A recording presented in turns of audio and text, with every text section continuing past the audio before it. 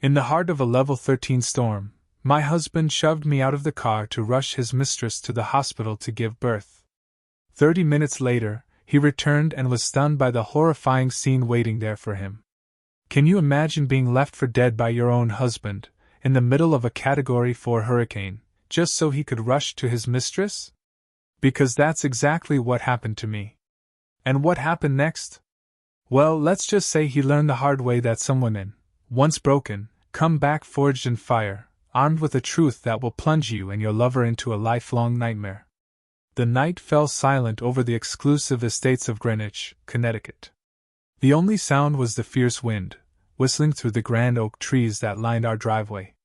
Inside our vast, modern kitchen, I, Eleanor Vance, leaned over, carefully spooning an amber-colored glaze onto a perfectly seared filet mignon. The rich aroma of butter, herbs, garlic, mashed potatoes, and roasted asparagus filled the air. These were all Michael's favorites, you see. I glanced at the elegant European-style clock on the wall. The hour hand pointed directly to 9.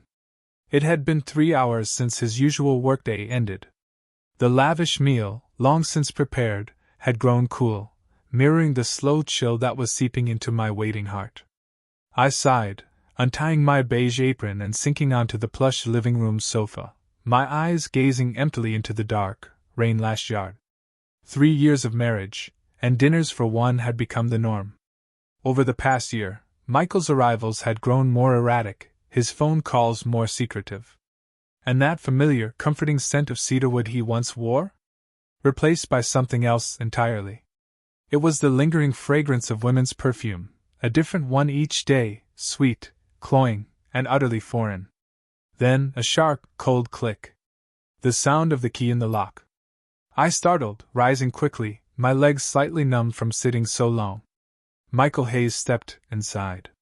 His tall frame carried the chill of the storm with him. His designer suit was uncharacteristically wrinkled, and that sweet floral scent, a scent I didn't recognize at all, clung to the air. It certainly wasn't mine. "You're home," I said softly, trying to mask the exhaustion in my voice. "Have you eaten? I can heat up dinner for you." Michael loosened his tie, tossing his leather briefcase carelessly onto a chair. He didn't even look at me. His reply was clipped. "No need. I'll eat what's here." He sat at the dining table like a king taking his throne, and I, like a beautiful servant, quietly served him. I placed the steak and sides on his plate, and then sat opposite him, watching him eat. He took a bite of the steak, chewed a few times, and frowned slightly. "It's a bit overdone," he commented, his tone as casual as if discussing the weather. "I had steak at a friend's place last week. She's a much better cook. It was perfectly medium rare, so tender. You should learn from her." My hand, holding my fork, froze mid-air. An invisible weight pressed down on my chest, making it hard to breathe. A friend. He spoke the words so casually, as if they were harmless. I remembered a time he'd sworn my cooking was the best in the world. I lowered my head, hiding the trembling of my lips. "Okay," I whispered. "I'll be more careful next time." A suffocating silence descended again, more terrifying than any argument. It was a dull knife, sawing slowly at my heart, a persistent, agonizing pain. Just then, Michael's phone, lying on the table, lit up with an incoming text. I saw a gentle smile flicker across his usually stern face, a smile I hadn't seen directed at me in a very long time. He picked up the phone and walked out onto the covered patio, closing the glass door behind him, separating our two worlds. Though I couldn't hear the words clearly, I could sense the tenderness in his voice through the glass. "Yeah, I'm home. Have you eaten? Are you tired? Don't overthink things. Get some sleep. I'll see you tomorrow." Every muffled word was enough to crush the last vestiges of hope in my heart. I sat alone at that cold dinner table, watching the back of my husband as he poured all his affection onto another woman. The sprawling mansion suddenly felt cavernous and freezing. Tears I didn't even know were coming streamed down my face, falling into the untouched plate of food before me. The next morning, I was jolted awake by the incessant ringing of my phone. It was Michael. His voice on the other end was impatient, commanding. "The Sterling Properties contract is on my desk in the study. I have a meeting at 10 o'clock. Bring it to the office for me now, and hurry up." He hung up before I could reply. His indifference had become a reflex. I looked at my reflection in the mirror, my eyes puffy from a night of crying. I listlessly changed into a simple dress, found the contract, and rushed out. Michael's company, Hayes Industries, occupied the top floors of a glittering skyscraper in Midtown Manhattan. The place was a monument to wealth and power, filled with employees in sharp, expensive suits, striding with confidence. I, in my simple cream-colored dress, felt like an outsider in a world that wasn't mine. Despite being the CEO's wife, I could count on one hand the number of times I'd been there in 3 years. The receptionist eyed me with a mixture of curiosity and scrutiny, though they remained professional. "Mrs. Hayes, please go up to the top floor. Mr. Hayes is expecting you." I nodded my thanks and stepped into the private executive elevator. When the doors opened on the 35th floor, the first person I saw wasn't Michael, but a beautiful young woman in a form-fitting business dress that accentuated her curves. She was standing by Michael's desk, carefully arranging a bouquet of fragrant lilies in a vase, an act that seemed both mundane and unnervingly intimate. Seeing me, the young woman smiled sweetly and walked over. "You must be Mrs. Hayes. I'm Jessica Miller, Mr. Hayes's assistant. He talks about you all the time." Her words were like tiny needles, pricking at my heart. "Michael talks about me? He barely speaks a civil word to me. How could he possibly have time to talk about me to anyone else?" "Hello, I'm here to drop off a document for him," I replied politely, forcing my emotions down. Jessica raised a hand to tuck a stray curl of her wavy hair back into place. The gesture was deliberately designed to show off a sparkling platinum bracelet on her slender wrist. "Oh, this thing is so cumbersome," she pouted prettily. "Mr. Hayes insisted it suited me, but I'm not so sure." My heart tightened. I recognized that bracelet. It was from the latest collection of a world-renowned jewelry designer. Last month, for our wedding anniversary, I had admired a necklace from the same collection, but Michael had dismissed it as too extravagant and frivolous. Yet, here was an even more expensive bracelet on the wrist of his assistant. Noticing the color drain from my face, Jessica smirked inwardly while putting on a show of enthusiasm. "Please have a seat. Mr. Hayes is in a meeting, but it should be over soon. Let me get you a cup of coffee." Before I could refuse, she had already hurried into a small break room. A moment later, she emerged with a steaming mug. As she handed it to me, her wrist trembled, and the entire cup of hot coffee spilled onto my hand and my cream-colored dress. "Ah!" I cried out softly in pain as my hand immediately turned red. "Oh, I'm so sorry! I'm so sorry, Mrs. Hayes. I'm so clumsy!" Jessica apologized profusely, though a glint of triumph flashed in her eyes. Just then, the conference room door opened. Michael emerged with several business partners, his eyes immediately falling on the scene, his wife wincing in pain, her dress stained with coffee, and his assistant looking pale and distraught. His face darkened instantly. Without asking for an explanation, he barked at me. "What are you doing? Jessica was just trying to be nice. If you didn't want it, you could have just said no. Why would you do that to her?" His voice was laced with anger and disappointment, as if I had committed a heinous crime. He rushed to Jessica's side, asking her with concern, completely ignoring my reddened, burning hand. "Are you okay? Did you get burned?" The humiliation washed over me, leaving me speechless. Any words of defense died in my throat. In front of his partners, in front of his staff, he had stripped me of all dignity. He turned back to me, his eyes as cold as ice, his voice a low, contemptuous hiss. "Look at yourself. You come to my office dressed like that and cause a scene. Go home. Don't embarrass me further." With that, he turned and gently comforted Jessica, who was now leaning against him, looking victimized. Then he continued escorting his guests as if I was nothing but thin air. I stood alone in the vast, cold corridor. The burn on my hand still throbbed, but it was nothing compared to the agony tearing at my heart. I silently placed the contract on the reception desk and walked away, my back straight and solitary. I didn't cry. I had already run out of tears the night before. The humiliation at the office smoldered within me all day. I returned to the cold, empty house and sat in the dark, letting the pain consume me. I don't know how long I sat there, only that when I finally stirred, it was late, and Michael still wasn't home. He wouldn't be coming home tonight.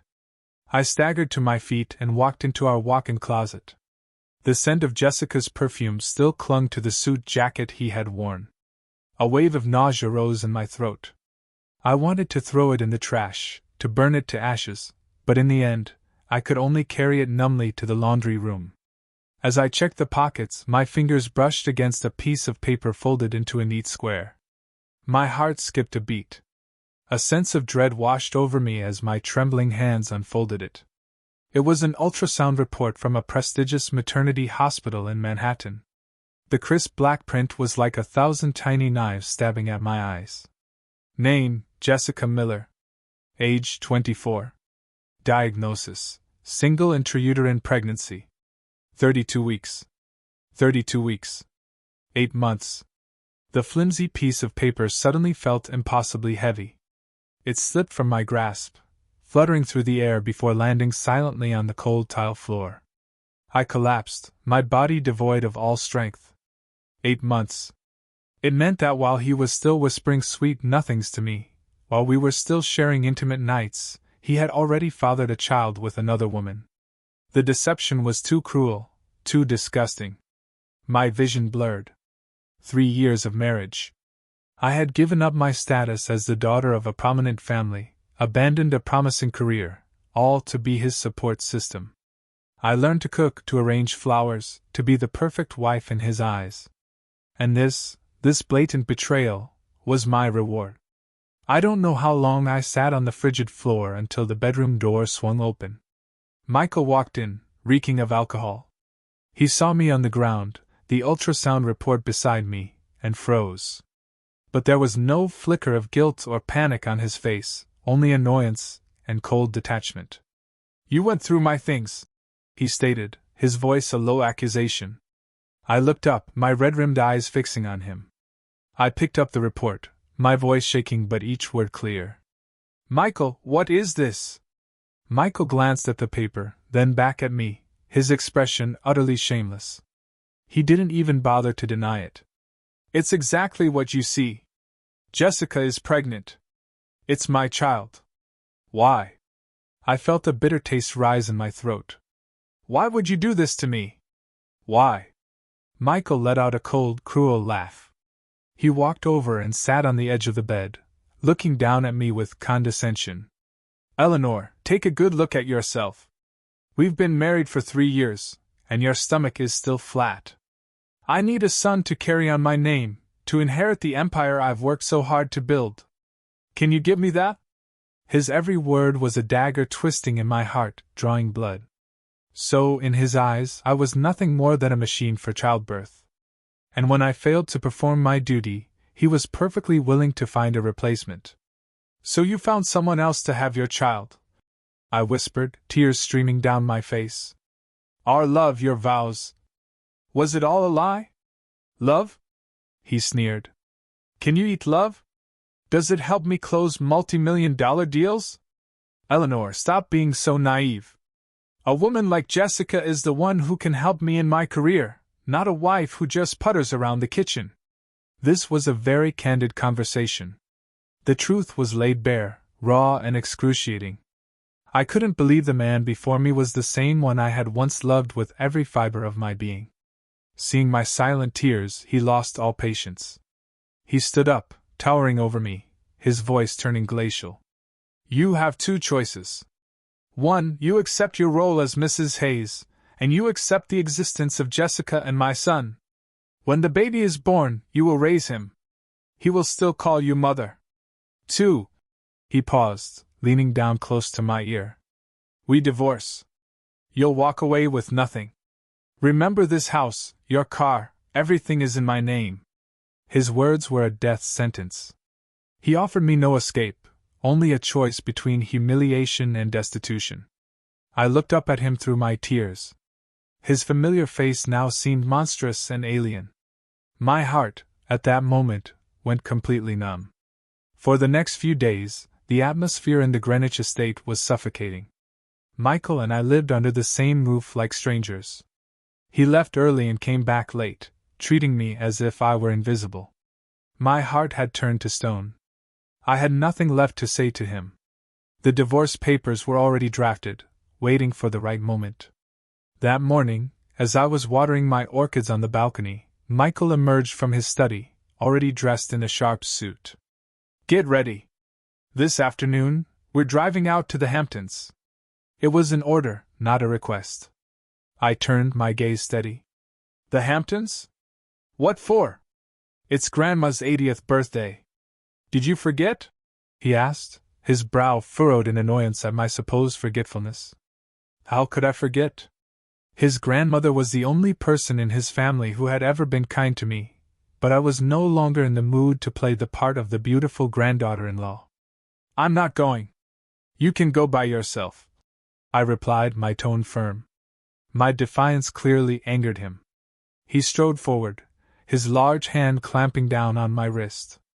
"Eleanor, don't push your luck. You think you have the right to refuse? Let me tell you something. As long as you are Mrs. Hayes, you have a duty to maintain my image, this family's image." Everyone back. Home knows I have a perfect wife. Do you want me to lose face in front of my relatives? Image? I laughed. A bitter, broken sound. Michael Hayes. You still care about your image? When you were sleeping with another woman, getting her pregnant, did you ever think about my dignity?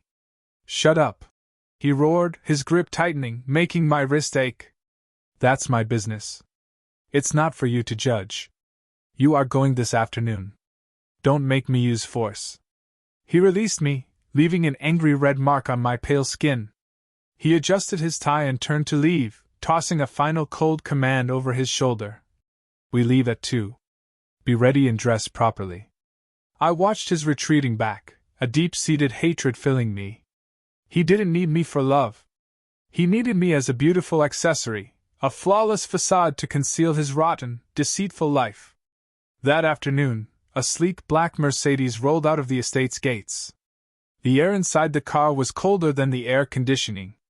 I stared out the window, watching the Connecticut landscape blur past like a silent film. Michael focused on driving, his face a motionless mask. We didn't exchange a single word. The silence was heavy, oppressive. A news bulletin on the radio interrupted a soft melody. The announcer's voice turned grave. Breaking news. The National Weather Service has issued a hurricane warning. Hurricane Isolde is rapidly intensifying and is projected to make landfall along the eastern seaboard, including Long Island, tonight. Sustained winds near the storm's center could reach 140 miles per hour, a strong Category 4. A red alert has been issued. All residents are advised to stay indoors. All vehicles on major highways should seek immediate safe shelter. I turned to Michael, my voice filled with anxiety. Did you hear that? A major hurricane is coming. Maybe we should turn back. We can just call your grandmother. Michael shot me a contemptuous look. It's just a storm. What's the big deal? You're that scared of dying? The news always exaggerates. I promised Grandma I'd be there, and I don't break my promises. But this is a hurricane. It's dangerous. We're driving straight into it. I said it's fine, so it's fine. He snapped, his patience gone. Now sit there quietly and don't distract me. I knew I couldn't change his mind. Stubbornness and selfishness were etched into his very being. I could only clutch my seatbelt tighter, an unnamed dread coiling in my stomach. Outside, the sky was darkening, the wind picking up, carrying a damp, ominous chill. This journey felt ill-fated from the start. The car sped along I-95, the main artery connecting the major cities of the East Coast. The sky had turned a bruised, heavy gray, as if it were about to collapse. Gigantic black clouds churned overhead, heralding the imminent fury of nature. The wind began to howl, gusting so violently that even the heavy luxury sedan shuddered.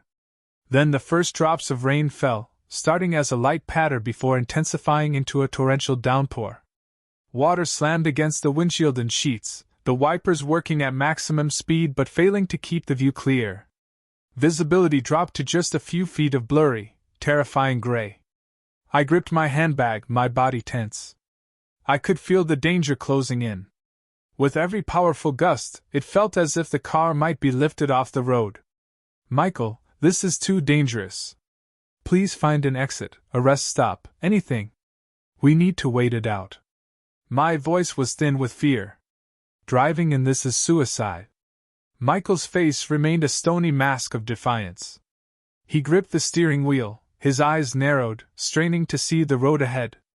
The ferocity of the storm did nothing to soften his obstinance.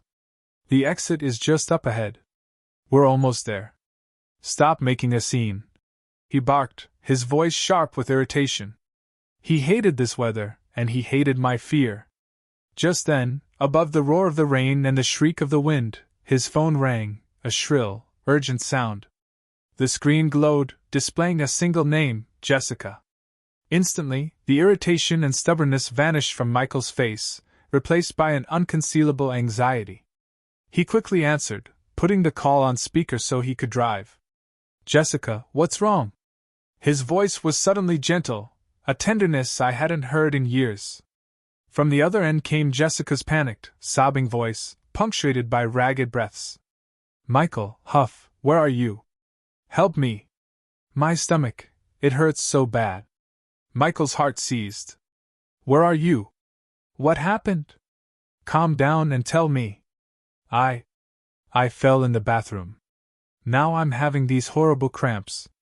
I think my water broke." Jessica's pained cry echoed through the car. "Michael, I'm so scared. Our baby. Is our baby going to be okay? Please come back for me. I think I'm in labor." "In labor?" The word struck Michael like a bolt of lightning. His face went ghostly pale. His son, the son he had been waiting for, was about to be born. In that moment, everything else ceased to exist. His grandmother's party, the Category 4 hurricane, the dangers of the highway, all of it was wiped from his mind. All he could picture was Jessica in agony, and his unborn son. "Don't be scared. Don't be scared. Just stay put. I'm coming back for you right now. I'm coming back," he yelled into the phone, his voice frantic. Without a moment's hesitation, without a second thought, Michael Hayes did something insane. He wrenched the steering wheel hard to the left. The black Mercedes swerved violently, initiating a sharp U-turn directly in the middle of the highway, into the path of oncoming traffic, obscured by the blinding rain. Screech! The blare of a semi-truck's horn and the tortured sound of its brakes filled the air, along with the driver's furious curses. I screamed, my body thrown forward against my seatbelt. My heart felt like it would pound out of my chest. "Michael, are you insane?" I shrieked, my voice cracking with terror.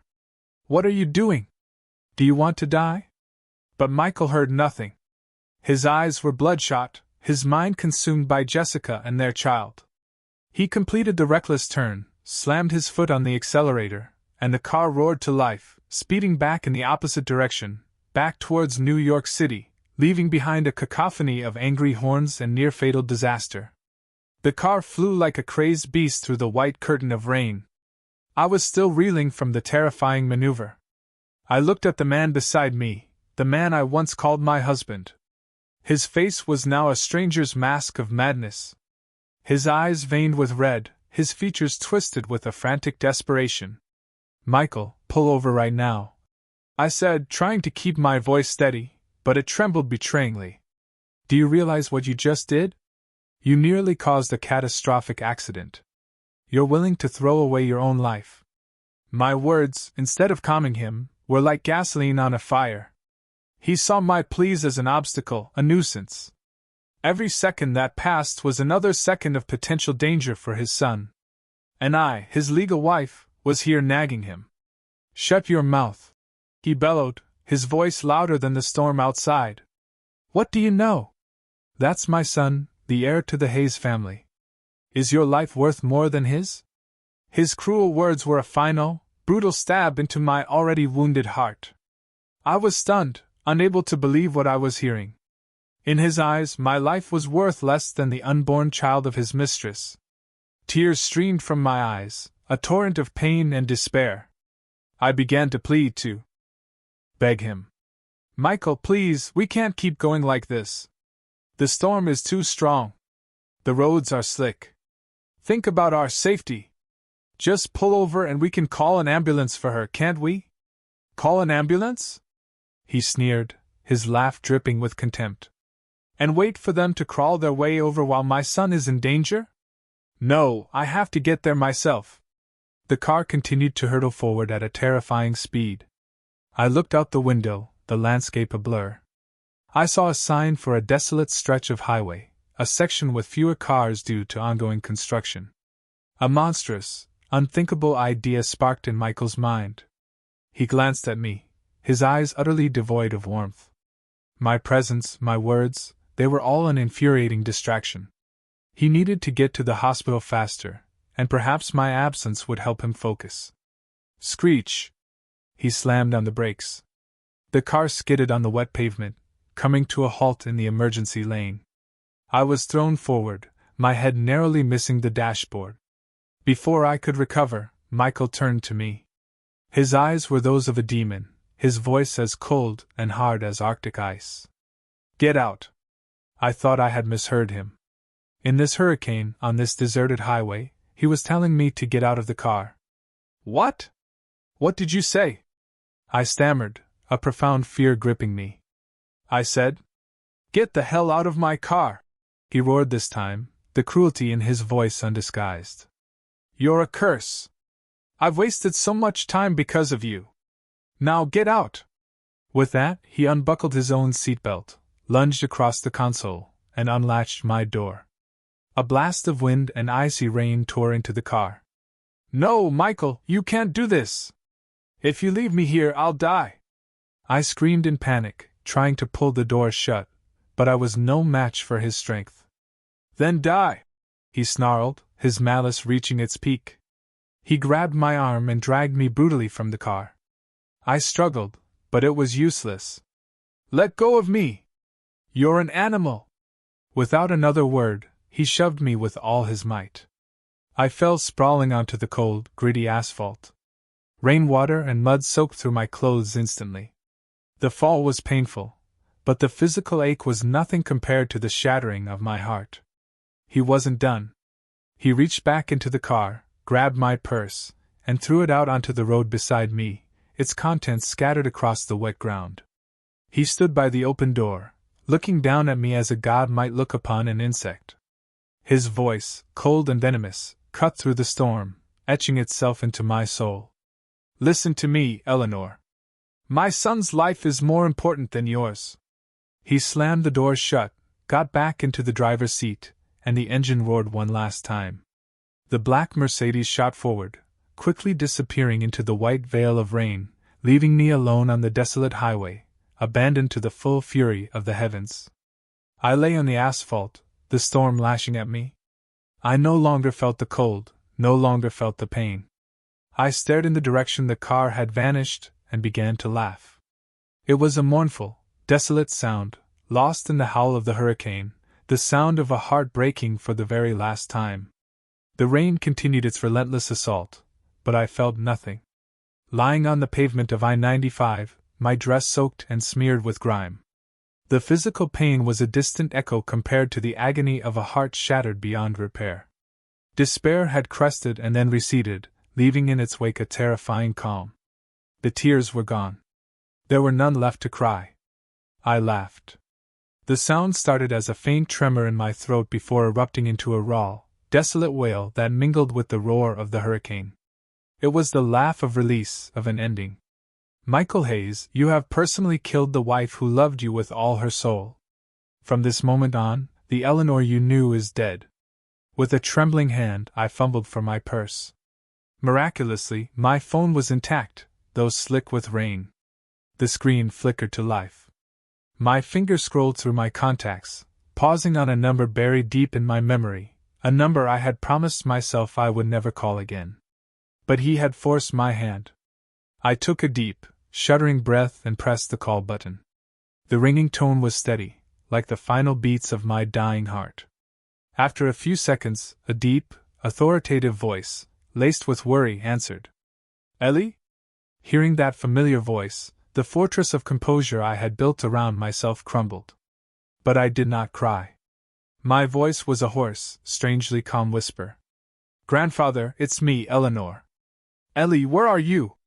Why does your voice sound like that? What's happened to you? The voice on the other end grew urgent. I'm fine, I replied, my eyes staring into the void of the storm. I'm on I-95 heading east from the city near mile marker 158. I'm stranded. I didn't mention being thrown from the car. Not a word of complaint. I simply stated my location. My calmness was more chilling than any scream. All right, stay right where you are. Do not move. Keep your phone with you. I'm sending people to get you right now. After hanging up, I huddled by the side of the road, wrapping my arms around myself. Time seemed to stand still. 10 minutes, 20 minutes. The rain began to lessen, but the sky remained pitch black. About 30 minutes later, Michael Hayes's black Mercedes returned. He wasn't back out of remorse or concern for my safety, no. After calling the hospital and learning that Jessica had only had a scare and her condition was stable, his manic frenzy subsided. Logic returned, and with it, fear. What if I actually died? What if someone found out he'd abandoned his wife in a hurricane? He would be in serious trouble. Self-preservation, not love, had driven him back. But as his car approached the familiar stretch of road, he froze.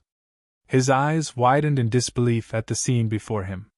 The once desolate highway was now lit up like day. A convoy of 5 black Cadillac Escalades, all with official government plates, was parked in a perfect, imposing line. Their high-intensity headlights cut through the darkness, illuminating the area. Surrounding the vehicles were men in dark suits and tactical gear, standing guard with an unnerving stillness, their sharp eyes scanning the surroundings. The air crackled with an aura of absolute power that would make anyone tremble. His luxury car, compared to this motorcade, looked like a cheap toy. And then he saw me. I was being helped to my feet by a distinguished-looking man in a tailored suit who respectfully held a large umbrella over me. A heavy, official-looking coat was draped over my shoulders, shielding my small, drenched frame. The man carefully opened the door to the lead vehicle, a specially armored Escalade, and helped me inside. Just before the door closed, my gaze swept across the scene. It landed on his car, my eyes meeting his terrified ones. There was no hatred in my look, no pain. It was as cold as a 1,000-year-old glacier, as sharp as a blade, piercing straight through his soul. It was the look of a stranger, filled with contempt and utter finality. The doors shut. The formidable convoy began to move, pulling away with silent, intimidating grace, leaving Michael Hayes alone in his car. His face was ashen, his hands gripping the steering wheel, yet still shaking uncontrollably. Cold sweat beaded on his forehead. Government plates, a security detail. Eleanor. Who exactly had he married? And what had he just thrown away? A terrifying, unprecedented dread consumed him. He felt as if he had just stared into the abyss. The convoy of Escalades moved swiftly and silently, exiting the highway onto a private, unmarked road that led deep into the secluded hills of the Hudson Valley. This was the entrance to a highly secure private compound, a place utterly inaccessible to the public. The lead vehicle stopped before a grand stone manor that, while historic, radiated an aura of immense power. The same aide respectfully opened the door for me. I was now wrapped in a warm wool blanket, a hot cup of tea in my hands, helping to restore some warmth. Inside, the heat from a roaring fireplace enveloped me. In the great room, an elderly man with a full head of white hair and a ramrod straight posture sat in a large, carved armchair. He was dressed in simple casual wear, but the formidable presence he exuded was undeniable. His eyes, deep and sharp, were filled with a mixture of profound heartache and unadulterated fury as he looked upon his only granddaughter's wretched state. This was Senator Alastair Vance, a living legend in Washington, a man who, though retired, still commanded immense influence over the political and financial worlds. "Grandfather," I said softly, my voice still hoarse. Alastair Vance rose, striding quickly to embrace me. His hug was warm and solid. "Ellie, my girl, you've suffered." I didn't cry. I just nodded silently, the warmth melting a small piece of the ice around my heart. After I had showered and changed into warm, dry clothes, I sat opposite my grandfather. The aide, a man named David, who was his most trusted chief of staff, stood silently nearby. "Tell me what happened." Alastair's voice was low, but the authority of the powerful senator had returned. And I told him. I spoke with a chilling calm. I told him about my 3 years of marriage, about my silent endurance. I told him about Jessica Miller, the ultrasound, the 8-month pregnancy.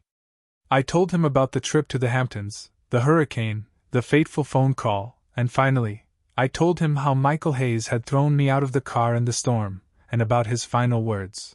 "My son's life is more important than yours." With every word I spoke, the senator's expression grew darker. The air in the room grew heavy, thick with unspoken rage.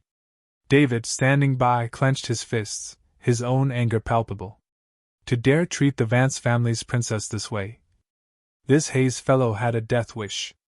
When I finished, I looked at my grandfather, my eyes no longer weak, but filled with a newfound, steely resolve. "Grandfather, I want a divorce."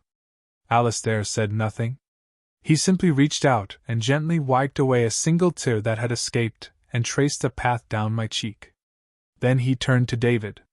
His voice was quiet, but each word landed with the weight of a hammer, carrying the fury of an old lion. "David!" "Yes, Senator!" David stood at attention. "Investigate everything about this punk Michael Hayes and that little tramp, his company, his associates, every single bank account. I want a full report on my desk in 1 hour." "Yes, sir." Alastair paused, a cold light flashing in his eyes. "Make a call to the Treasury. Use our leverage. I want an immediate freeze on all assets tied to Michael Hayes and Hayes Industries. Every account, every stock, every piece of real estate. I want him to be penniless. Let's see how he plans to support his precious son with no money." The senator's command was absolute. The retribution had just begun. Michael Hayes was about to pay the ultimate price for his cruelty and stupidity. After fleeing the horrifying scene on the highway, Michael Hayes drove in a daze. The image of the government convoy and my glacial stare played over and over in his mind like a waking nightmare. He tried to convince himself he had imagined it, but a snake of pure fear was coiling tightly around his heart. He raced to the maternity hospital in Manhattan. As he entered the lobby, a nurse recognized him. "Mr. Hayes, you're here. Miss Miller has been moved to a regular room. The doctor said it was a false alarm, just some minor distress from a panic attack. The baby is fine." But what?" Michael demanded, his heart pounding. "But the baby has arrived. It's a girl. 6 pounds 5 ounces. "What? A girl?" Michael was stunned, feeling as though a bucket of ice water had been thrown in his face. A girl, not a son. Jessica had multiple ultrasounds. The doctors had always said it was most likely a boy. A wave of bitter disappointment washed over him, extinguishing the last of his anxiety. He had defied a hurricane, thrown his wife away, all for a male heir, and the result was a daughter. The feeling of being duped filled him with rage. He stormed into the hospital room. Jessica was lying in bed, looking exhausted, but still trying to appear weak and pitiful. "Michael, you came," she whimpered. "I was so scared." But Michael was in no mood to comfort her. "Why is it a girl?" he asked coldly. Jessica's face stiffened. I don't know," she stammered. "The doctor said ultrasounds can sometimes be wrong." "Wrong?" he snarled. "You lied to me. Explain this." As they argued, Michael's phone rang. It was his CFO. He answered impatiently. Mr. Hayes, it's a disaster. All of the company's accounts and your personal accounts, they've all been frozen. The bank just said it was a directive from the highest levels. They won't give a reason. Frozen? Impossible! Michael shouted. Who would have the power to do that? He quickly opened his banking app. Sure enough, every single one of his accounts was flagged. Transactions suspended. An icy chill shot down his spine. He remembered the convo, the government plates. This couldn't be a coincidence. He frantically dialed my number, but it went straight to voicemail. He called again and again, dozens of times. Nothing. I wasn't picking up, or I had blocked him. Terror began to consume him. What was Eleanor's background? How could she command a government security detail? How could she have the power to freeze his entire fortune in an instant? He searched his memory. For 3 years, I had been a gentle, unassuming wife. I had told him my family were just ordinary civil servants. My parents had passed away and I only had a retired grandfather. He had never questioned it. My ordinary, controllable nature was precisely why he had chosen me. Now he realized he had been a fool, a catastrophic fool. That retired grandfather, how ordinary could he be? Michael collapsed into a chair, drenched in a cold sweat. He felt like a tiny ant facing a colossal, unmovable mountain. He had, with his own hands, thrown away the most powerful asset of his life and foolishly made an enemy of a force beyond his wildest imagination. 2 days later, Michael Hayes was living in a state of constant, gnawing terror. His company was in chaos. Partners were calling, demanding answers. At the hospital, Jessica was a constant source of complaints and tears. He was sitting on a powder keg, completely helpless. He couldn't contact Eleanor and didn't dare return to the Greenwich house. That morning, as he sat in his CEO's office, his mind a tangled mess, his new assistant hesitantly entered. Mr. Hayes, a Mr. Cole is here to see you. He says he has an appointment. Cole? Michael frowned. He didn't know any lawyer named Cole, but in his current predicament, he didn't dare refuse anyone. Send him in. The office door opened, and a tall, handsome man in a perfectly tailored suit walked in. He was in his 30s, with sharp features and piercing eyes behind frameless glasses that radiated intelligence and confidence. His presence was so commanding it seemed to diminish Michael's own. Mr. Hayes, I'm Ethan Cole, a senior partner at one of Manhattan's top law firms, he said with a polite but chilling smile.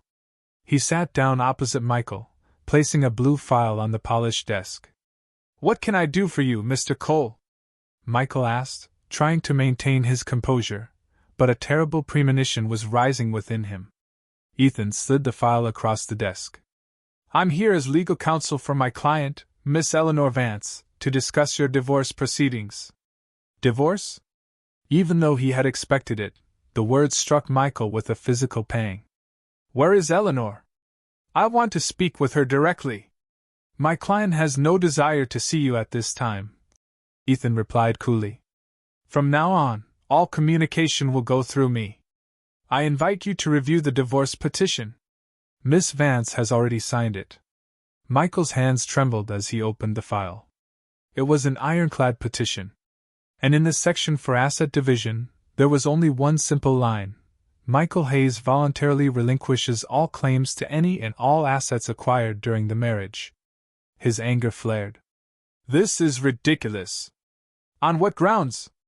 This company, the houses, the cars. I built all of this with my own 2 hands. She has no right. Ethan just chuckled, a sound full of pity and scorn. Are you sure about that, Mr. Hayes? Do you need me to remind you? 3 years ago, when Hayes Industries was on the verge of bankruptcy, who was it that injected a massive, anonymous sum of capital to save you? That investment, with interest calculated at current market value. I'm afraid selling off your entire company wouldn't even be enough to repay it. Michael froze. He remembered a mysterious influx of cash that had saved him from ruin. He had always thought it was a stroke of luck, a benevolent, unknown investor.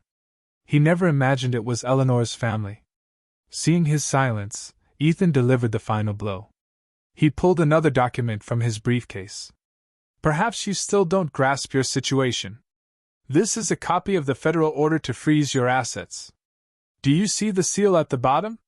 Michael looked down at the official seal, embossed with the eagle and the words, United States Department of the Treasury. The image struck him like a sledgehammer. The Treasury. A senator. It was all horribly, terrifyingly clear. He had lost utterly and completely. Ethan stood up, adjusting his suit jacket. You have 3 days to consider, Mr. Hayes. If you don't sign, we will see you in court. But I trust an intelligent man like yourself knows which choice is in his best interest. He paused at the door, turning back. Oh, and one more thing. I'd recommend you get a DNA test for that newborn baby girl. Sometimes the biggest surprises come when you least expect them. Ethan left, leaving Michael alone in the vast office. He slumped into his leather chair, completely drained. The divorce petition and the federal order lay on his desk like 2 death sentences. He had lost everything.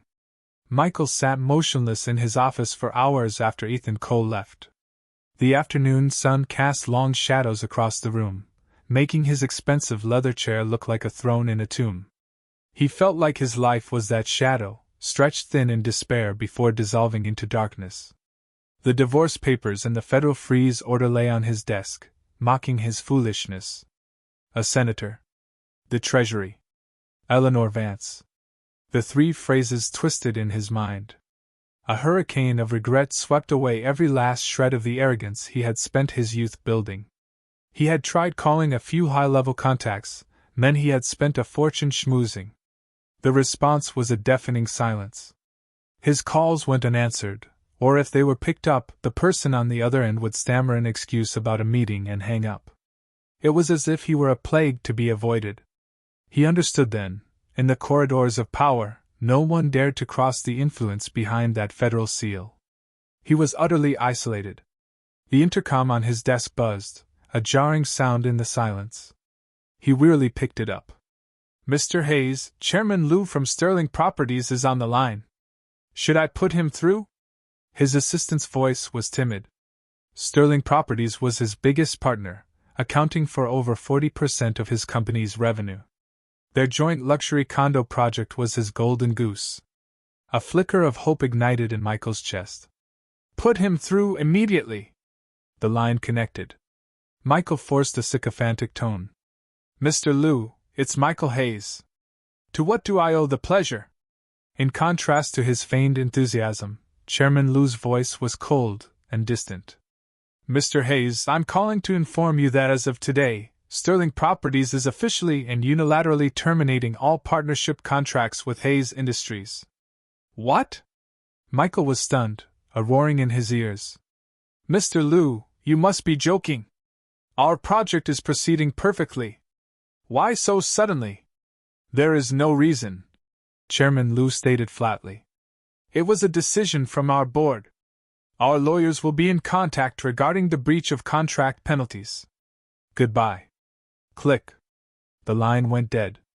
Michael sat frozen, the phone slipping from his hand and landing silently on the plush carpet. Terminating the contracts.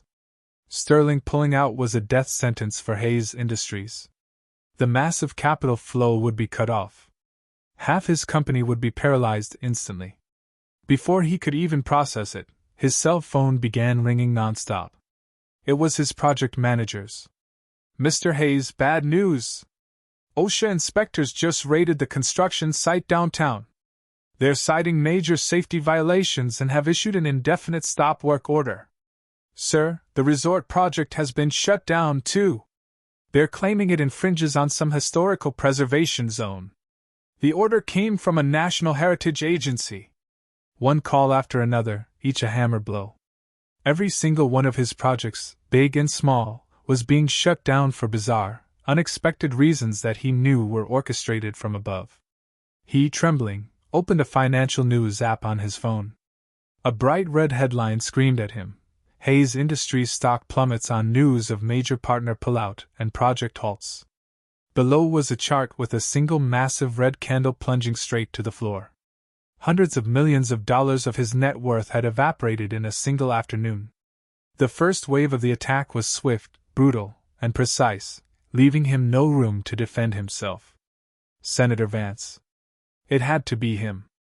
The old lion was using his immense power to crush him, to annihilate the career he had sacrificed everything for. Michael leaned his head back, staring at the ornate ceiling. He started to laugh, a twisted, bitter sound. He finally understood, this wasn't a battle, it was a slaughter.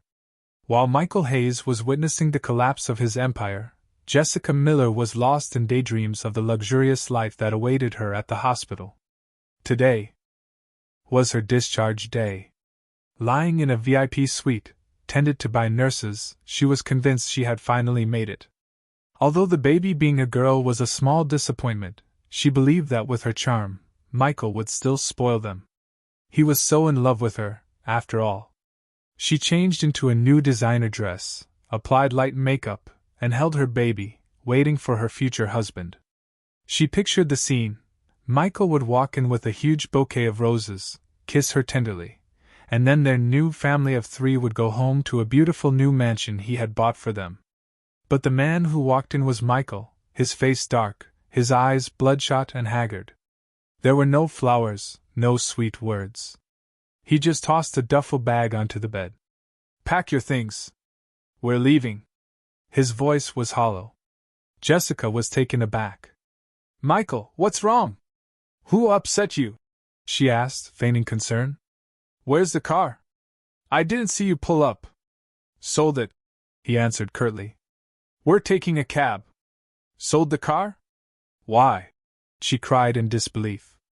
"That was a limited edition Mercedes." Then she pressed on. "And where are we going? Did you buy a house for us yet? I don't want to live in an apartment, you know. I want a house with a yard near a good private school for our daughter." She prattled on with her demands as if they were her birthright. "Oh, and for the baby's 1-month celebration, I was thinking that French restaurant at the plaza." "Shut up!" Michael suddenly roared, shattering her fantasy. The rage that had been simmering for days finally exploded. Jessica jumped, and the baby in her arms began to wail. She had never seen him so angry with her. You yelled at me?" she started, turning on her usual tactic. "Michael Hayes, are you human? I just gave birth to your child. My body is still weak. If you can't show me compassion, at least don't scream at me." Her eyes welled with tears, but her act had lost its power over him. He looked at her with pure disgust. "Gave birth to my child? Are you sure this baby is mine?" Ethan Cole's words about the DNA test echoed in his mind, planting a seed of deep suspicion. Jessica's face went pale. "What? What are you trying to say? Of course, she's your daughter. Don't you trust me? A house? A party?" Michael laughed, a self-mocking sound. "Wake up, Jessica. I'm telling you now. I am broke. My accounts are frozen. My company is about to go under, and the banks are about to repossess everything. Do you understand? I am ruined." His words were like lightning strikes. Jessica was stunned, her eyes wide with horror. "Ruined? How? How is that possible? The company was fine just a few days ago." "Fine?" he sneered. "That's because I was blind. I made an enemy of someone I never should have crossed. And it's all because of you. A woman like you brought me to this." The truth was out, and Jessica's mask dropped. Her greedy, materialistic nature was exposed. "What are you saying? You're blaming me?" she shrieked. "You're useless, Michael Hayes. Why do you think I was with you? It was for your money. Now you're telling me you're broke? How are my daughter and I supposed to live with you?" Michael was speechless. So the love she always professed was a lie. Their argument escalated, attracting the attention of nurses and other patients. The baby cried louder. The once quiet VIP room was now a scene of chaos. In the end, with no money to pay the hospital bill, Michael had to swallow his pride and call everyone he knew, begging for loans, enduring the cold rejections of men he once called friends. It took him until evening to scrape together enough cash to discharge Jessica. The two of them stumbled out of the hospital. No home, no car, penniless. Their future was as dark as the New York City night descending around them. After leaving the hospital, Michael had to rent a small, damp room in a rundown part of Queens to live in. He was driven mad by Jessica's constant complaints and the baby's incessant crying. But his personal hell was only just beginning. On Monday morning, after a crowded bus ride, he arrived at his office building to a horrifying sight. Several black government sedans from the IRS were parked out front. As he walked into the lobby, two grim-faced agents in suits blocked his path. "Are you Michael Hayes, CEO of Hayes Industries?" one of them asked, his voice devoid of emotion. "Yes, that's me." "And you are?" Michael's heart hammered against his ribs. The other agent held up an official document. "We're from the Criminal Investigation Division of the IRS. Based on an anonymous tip and preliminary investigation, we have sufficient evidence to suspect Hayes Industries of large-scale organized tax evasion, fraud, and bribery. As of today, we are launching a full-scale audit of your company. We require your full cooperation." Tax evasion, bribery? Michael's mind went blank. He had been so careful, so discreet. How could he have been exposed unless that powerful entity already had all the evidence? Before he could react, the team of agents swarmed the office. They went straight to the finance department, seizing all accounting records from the past 5 years. Computers were confiscated. The entire staff watched in stunned silence, their eyes darting between their beleaguered CEO and the federal agents. The aura of power Michael had carefully cultivated for years shattered in an instant. He felt a hot flush of shame, a humiliation worse than any physical blow. "Mr. Hayes, please come with us to our headquarters for questioning," an agent said, his tone leaving no room for refusal. He was led away like a criminal. The interrogation room was cold and oppressive. Michael sat on a steel chair facing two seasoned investigators.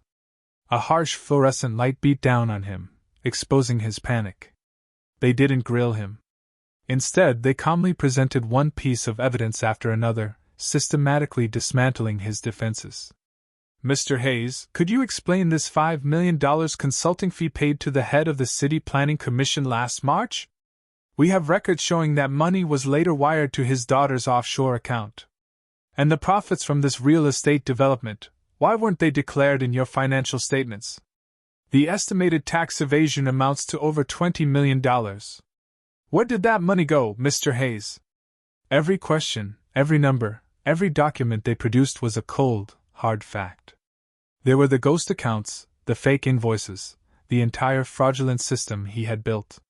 He had thought it was buried forever, but they had unearthed it with terrifying ease. Cold sweat trickled down his back. His throat was dry.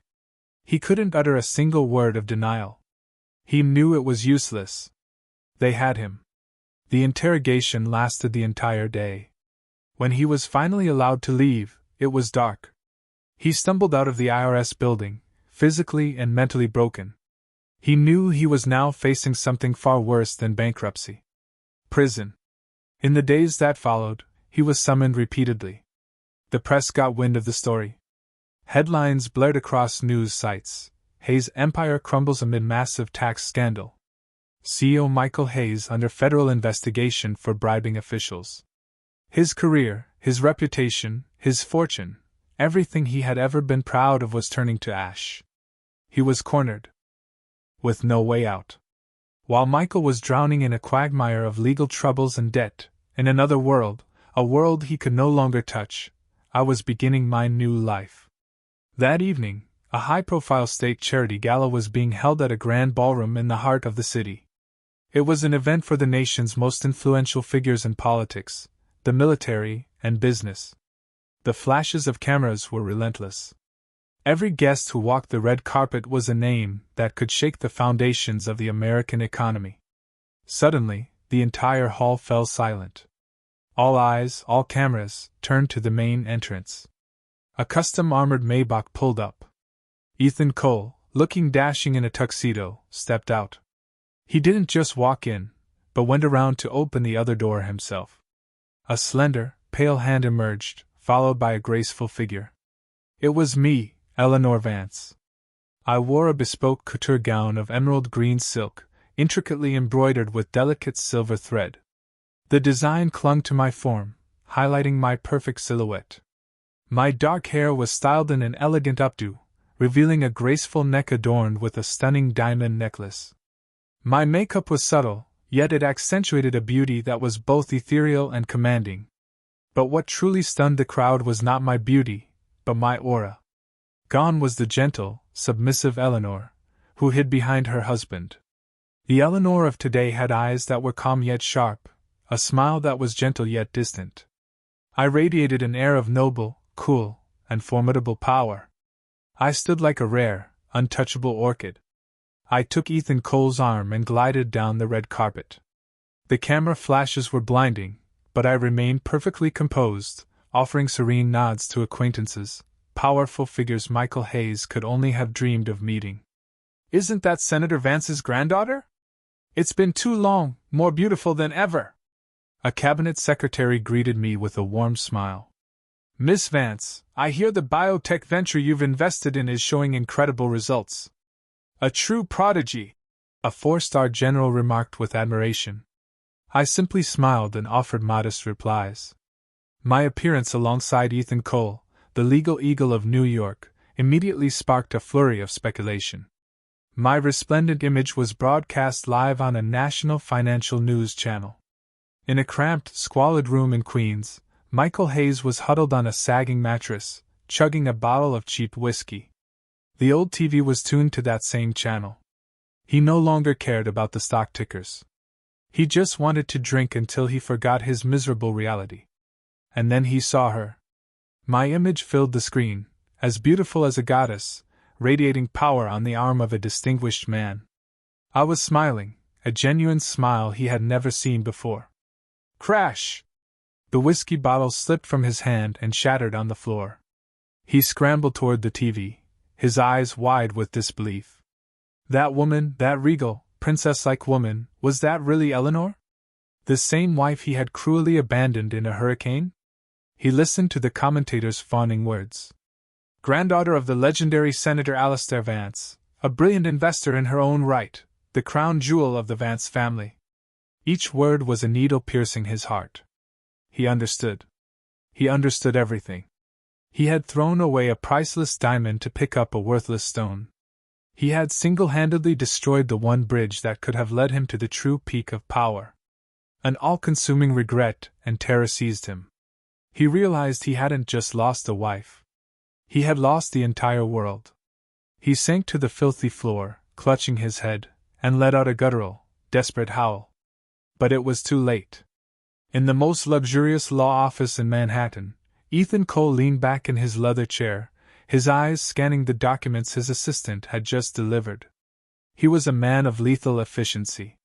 To him, perfect revenge wasn't a loud, brutish crushing of an opponent, but a slow, intelligent stripping away of their masks, letting them fall into the abyss of their own making in the most painful and humiliating way possible. Michael Hayes was nearly finished, but the final card for Jessica Miller had yet to be played. "Mr. Cole, this is the complete file on Jessica Miller you requested," the young assistant reported. Ethan nodded him away. He turned the pages, a cold smile forming on his lips. The past of this seemingly innocent young assistant was, as he suspected, far from clean. The report was exhaustive. Jessica Miller's real name was Jennifer Mullen. She grew up in a poor rural town in Appalachia and dropped out of high school to seek her fortune in the city. She had changed her name, scrubbed her history, and reinvented herself as an educated urbanite. In her early years, she had worked as a cocktail waitress and a hostess in high-end nightclubs, where she learned to use her beauty and feigned vulnerability to ensnare wealthy men. The list of her so-called sponsors and sugar daddies was several pages long, but the most damning detail was on the final page. The investigator had uncovered that around the time Jessica would have conceived a child with Michael, she was also intimately involved with a much wealthier married executive, a Mr. Davenport, who owned a large import-export firm. The report included several candid photos of Jessica on the arm of Mr. Davenport, entering a 5-star hotel. The date stamps on the photos were irrefutable proof. Ethan closed the file. He wouldn't release this information all at once. That would be too easy. He wanted Michael to suffer the torment of suspicion, to dig for the truth himself, and to be destroyed by it. He called his assistant. Select a few of the photos of Miss Miller with other men, blur their faces, and leak them to a few online gossip forums. Make it look like a typical messy love life exposé. Yes, sir. Also, Ethan continued, his voice low and calculating, start a rumor. Hint that the newborn daughter of the Hayes Industries CEO looks nothing like him. That his mistress was seen with another tycoon. Let it spread through the business circles Michael used to frequent. I wanted to get back to him, but it has to seem natural. Understood, sir. I'll see to it immediately. Ethan hung up, turning his chair to look out at the sprawling city. The chessboard was set. Every move was under his control. Michael Hayes, your tragedy has only just begun. You will pay for every tear Eleanor ever shed. Rumors have legs, and they travel fast, especially in a gossip-hungry high society. Within days, the whispers reached Michael Hayes exactly as Ethan had planned. He was in his cramped room when a call from an old business acquaintance came through. Hey Hayes, is that you? The man's voice was overly friendly, laced with schadenfreude. Heard the company's in a bit of trouble? I'm managing, Michael grunted. Come on, we're friends, the man pressed, getting to the point. Listen, I heard a nasty rumor about you. People are saying your new baby doesn't look a thing like you.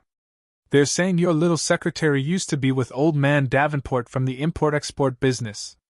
Of course, I don't believe it. It's just jealous people talking. I just wanted to give you a heads up, you know, in case someone's trying to mess with your family. I'm so over this, Michael said. Click. He hung up, his face ashen. Of course, I don't believe it, but he knew that where there's smoke, there's fire. Ethan Cole's words echoed in his head. I'd recommend you get a DNA test. The seed of doubt, once planted, sprouted into a monstrous tree of suspicion, choking out all reason. He started watching Jessica more closely.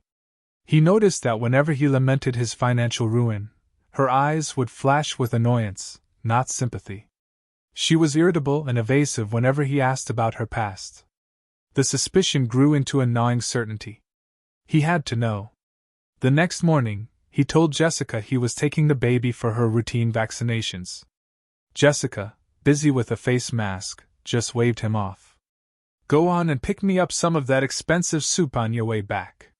Michael held the baby, scrutinizing her tiny face, searching for any resemblance to himself. There was none. She looked nothing like him, and nothing like Jessica either. A chill settled in his heart. He didn't go to the clinic. He went to a quiet park, carefully plucked a few fine hairs from the baby's head and a few of his own, sealing them in a plastic bag. Using the last of his cash, he went to a private DNA lab and requested an anonymous paternity test. The wait for the results was agonizing. A few days later, while he was asleep, Jessica went through his wallet looking for cash. She found the receipt from the DNA lab. The words paternity test were printed clearly on it. Smack! The wallet hit Michael's face, waking him up. Jessica's face was no longer soft and pitiful. It was contorted with fury. Explain this, Michael Hayes! What is this? She shrieked, waving the receipt. He knew he couldn't hide it anymore. He sat up, his voice cold. It's exactly what it looks like. You don't trust me? You think she isn't your daughter? Jessica went hysterical. You bastard! You're a failure! Now that you're broke, you turn on me and my child. Are you even a man? She lunged at him, scratching and hitting. The small room became a battlefield. Screams, the crash of objects, and the baby's cries filled the air. Get off me! He roared, shoving her away. The pretense was over. Jessica sat on the floor, weeping and cursing. That's right! I regret it. I regret being so stupid as to follow a loser like you. I wasted my youth on you for what? This dump? A useless husband? You've ruined my life, Michael Hayes. A relationship built on lies and money crumbled once those foundations were gone. Life in the room became a silent, suffocating hell. And then the day of judgment arrived. An email landed in his inbox. Subject: DNA test results. His heart stopped. His hand trembled on the mouse. He clicked open the attached PDF. He scrolled straight to the conclusion. The words in bold print hit him like an anvil. Based on the analysis of 24 genetic markers, the alleged father, Michael Hayes, is excluded as the biological father of the tested child. The probability of paternity is 0%. 0%. Michael's world collapsed around that perfect round number. He didn't scream. A terrifying calm washed over him. He just stared at the screen and began to laugh, a broken, agonized sound. He was a clown, a complete fool. He had sacrificed everything: a wife who truly loved him, a powerful family, his career, his future, all for a lie. The great love he thought he'd found was a trap. The son he'd yearned for never existed. The woman he'd protected was a venomous snake. He calmly shut down the computer and waited. A little while later, Jessica came back from a walk. "What are you doing sitting in the dark like a ghost?" she snapped. He said nothing. Just held up his phone, the screen displaying the test results. The moment Jessica saw, "Probability of paternity is 0%. The color drained from her face. That's fake. You forged it to frame me," she stammered, but her trembling voice betrayed her. Michael rose slowly, his eyes empty. "How long are you going to keep up the act?" Knowing the jig was up, Jessica collapsed, clutching his legs and sobbing. "Michael, I'm sorry. I was wrong. But I did it because I love you so much. I was afraid you wouldn't want me without a baby." "Love?" Michael whispered. His voice, a demonic hiss. The calm finally broke, and a volcano of repressed rage erupted. He grabbed her by the hair. "Tell me, who is the bastard who fathered this child? Tell me." I don't know." Smack. A hard slap sent her sprawling. The baby shrieked. "You ruined my life, you filthy liar!" He lost all control, beating her mercilessly. The tiny room filled with screams and cries. Finally, he dragged her to the door and threw her into the dirty hallway. He went back inside, grabbed the wailing baby, and tossed her into Jessica's arms, followed by her bag of belongings. "Get out, both of you! Get out of my sight and never let me see you again!" The door slammed shut, a final, cruel end to his foolish, self-inflicted tragedy. After throwing Jessica and the child out, Michael Hayes became a walking corpse. He locked himself in the foul-smelling room with cheap liquor, but reality was inescapable. The final nail was hammered into the coffin of Hayes Industries. The tax evasion and bribery investigation concluded. With irrefutable evidence, likely provided by the Vance family, the IRS issued a final ruling. Hayes Industries was liable for nearly $1 billion in back taxes, penalties, and fines. $1 billion. For the old Hayes Industries, it would have been a struggle. For the current debt-ridden shell of a company? It was a death sentence. He was summoned to a law office representing his creditors.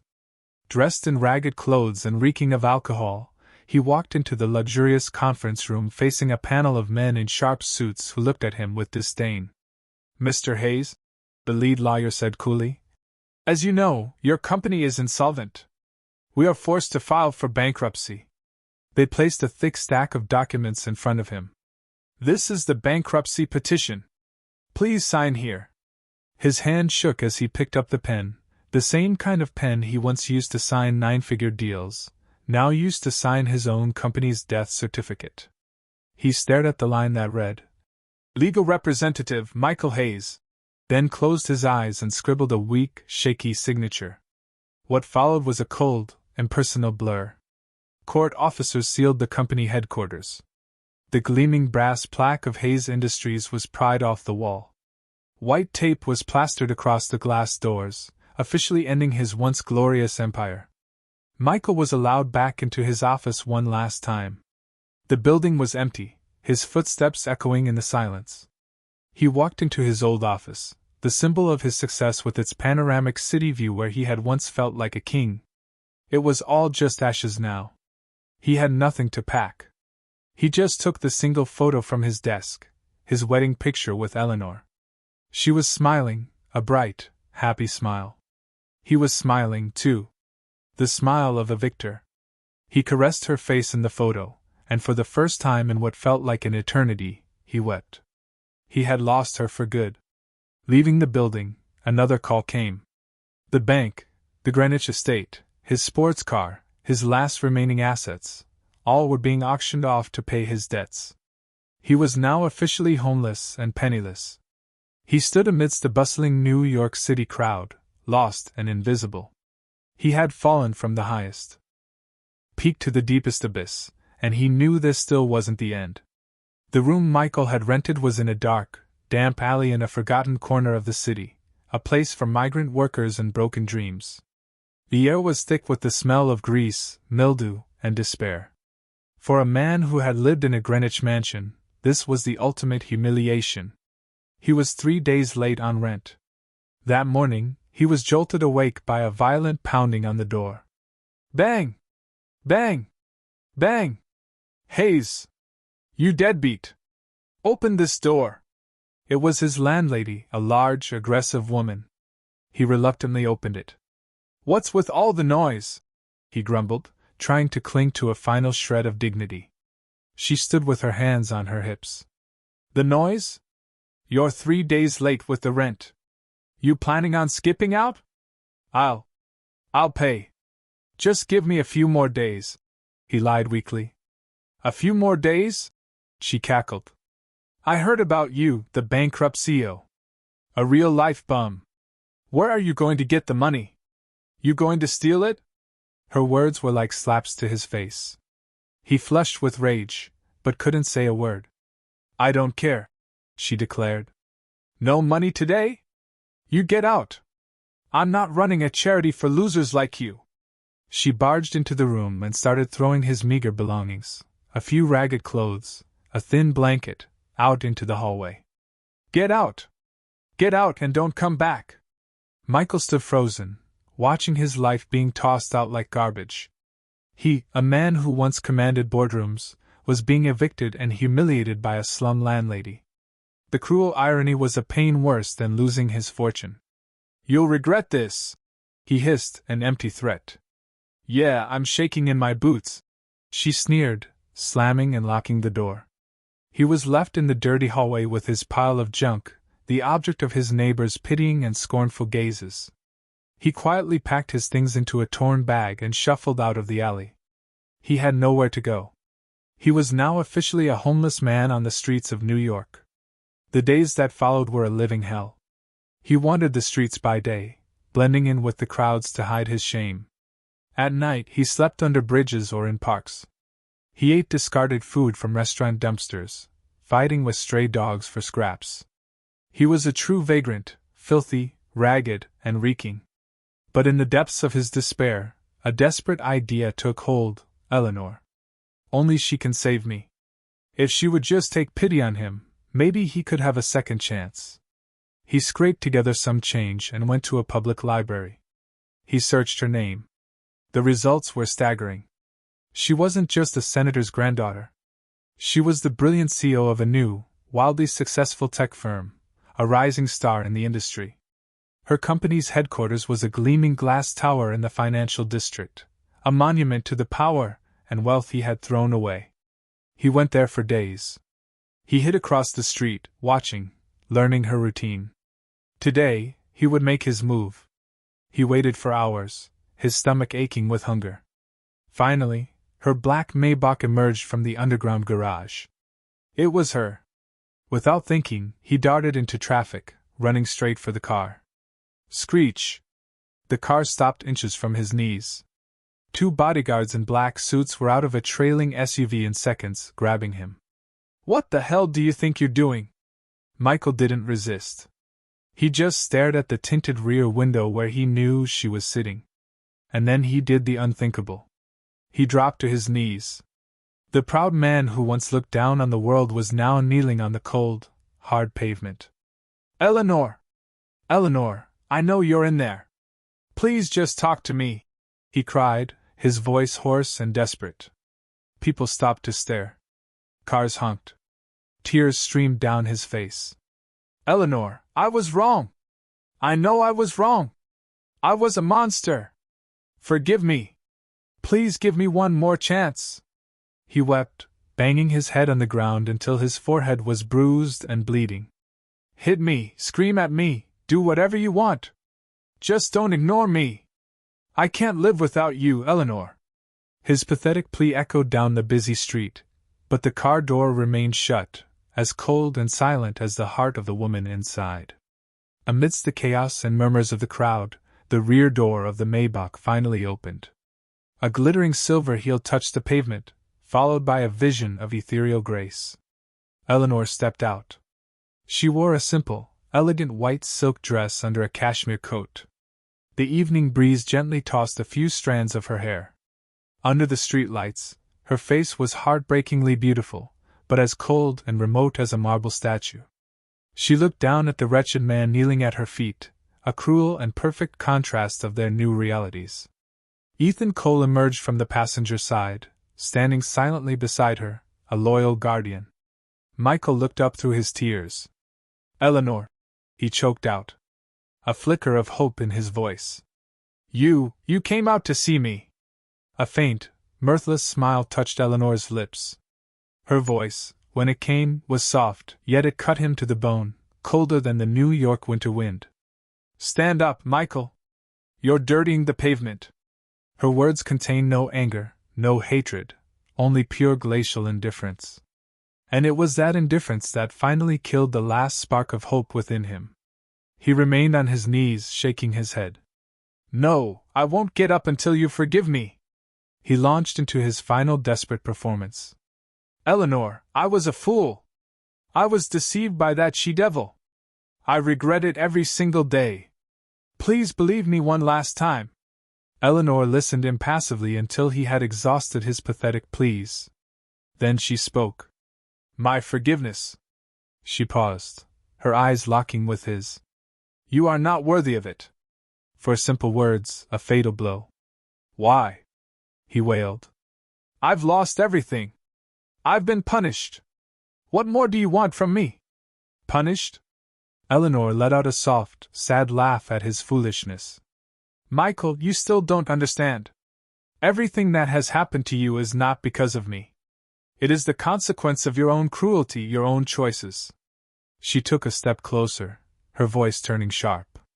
"The moment you threw me from that car in a hurricane to save another woman and her bastard child, it was over. Our love, our history, it all died on that highway." She stepped back, turning away, unwilling to look at him for another second. "Don't ever appear before me again. Next time it won't be my bodyguards who remove you." She got back in the car. Ethan held the door for her, then took his place. The Maybach glided away silently, leaving Michael Hayes kneeling alone in the street, his hopeless sobs swallowed by the indifferent city. The sweetest revenge is not to cause your enemy pain, but to make them realize that in your world they no longer exist. After being thrown out by Michael, Jessica's life became a nomadic nightmare. Her savings dwindled. Her beauty, her only asset, faded under the stress of poverty and single motherhood. She lived in squalor, often taking her misery out on the innocent child whose cries grated on her nerves. Her only hope was to find the baby's real father, the wealthy Mr. Davenport. She knew he wouldn't give them a place in his life, but he had to provide financial support. With a large sum of money, she could start over. After days of stalking him, she cornered him in the parking garage of an exclusive golf club. "Mr. Davenport!" she cried, running in front of his car, holding the baby. Davenport, a portly, middle-aged man, went pale. "What are you doing here? I told you never to contact me.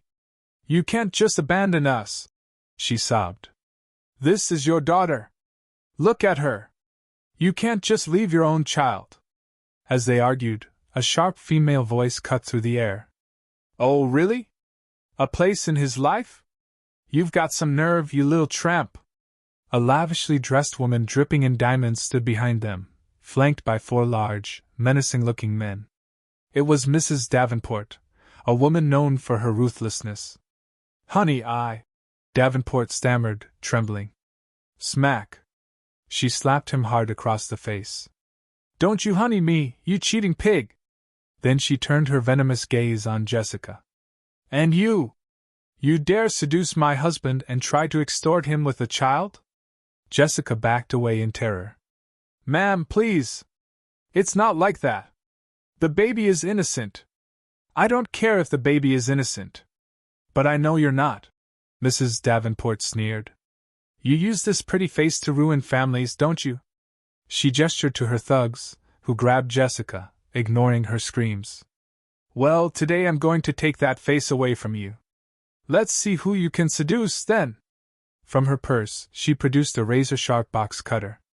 No, please don't! Jessica shrieked. But it was too late. With a cold, steady hand, Mrs. Davenport slashed the blade across Jessica's cheek. A spray of blood, a horrific scream, and it was over.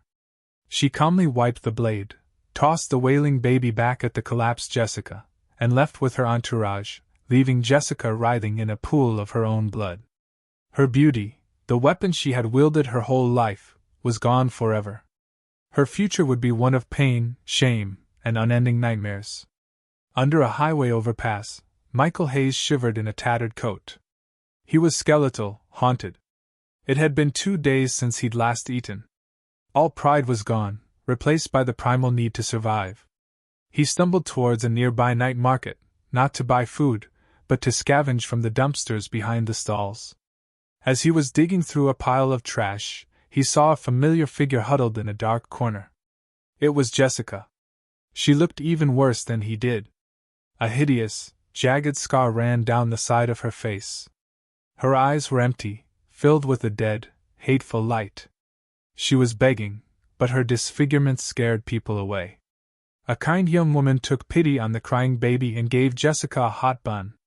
Michael's eyes lit up with animal hunger. He lunged. Give me that! He snarled, trying to snatch the bun. Jessica clutched it protectively. No! It's mine! Get away! I'm starving! Give it to me! A pathetic, ugly brawl erupted on the dirty pavement. The 2 people who had once plotted a future together now clawed and cursed at each other over a single piece of bread.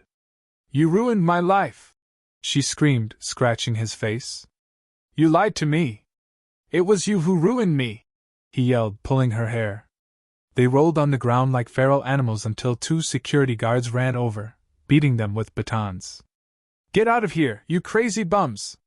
Pained and defeated, they scrambled to their feet and fled in opposite directions. 2 wretched figures disappearing into the dark, unforgiving alleys of the city. Their sinful love had met its squalid, pitiful end. 1 year later, the autumn leaves in New York City were a brilliant gold. In a quiet, elegant tea house, I sat across from Ethan Cole. In the years since my divorce, I had taken the helm of my family's tech division and, through my own genius and determination, transformed it into a global powerhouse. I was a respected, formidable leader. Throughout it all, Ethan had been a quiet, constant presence, a friend, a confidant, a partner. Our relationship had grown slowly, naturally, built on a foundation of deep trust and understanding. He took my hand, his touch warm and steady. Eleanor, he said softly, you've proven to the world how strong you are. But I hope you know that with me, you don't always have to be. I've waited a long time for you, Ellie, and I can wait as long as it takes. I looked at him, and for the first time in years, a genuine, peaceful smile bloomed on my face. It was as bright and warm as the autumn sun, chasing away the last shadows of my past. The next morning, back in my stunning CEO's office, I reviewed a daily news briefing my assistant had prepared. My eyes scanned the headlines: a global summit, stock market fluctuations, a new city infrastructure project. Then, A small article tucked away in the corner of the local news section caught my eye. The headline read, "Vagrant arrested for public disturbance." The short blurb stated that a homeless man, Michael Hayes, had been arrested for shoplifting and causing a disturbance. It noted he appeared to be suffering from mental instability related to chronic alcoholism. I read the name that had once shattered my world, and I felt nothing. No satisfaction, no pity, no anger, nothing at all. He was just a name in a newspaper, a piece of irrelevant social trivia, less important than a minor fluctuation in the stock market. The ultimate revenge, the most complete ending, is to forget. To relegate someone so completely to the past that they cease to exist in your present. I calmly turned the page, my mind already moving on to my company's strategy for the next quarter. I stood and walked to the floor-to-ceiling window, looking out as the sun set over the glittering city. An endless, bright future awaited me. The past was finally, truly gone. So, what do you all think? Have you ever had to walk away from a toxic situation and rebuild your life from scratch? What was the most important lesson you learned? I'd love to hear your thoughts in the comments below.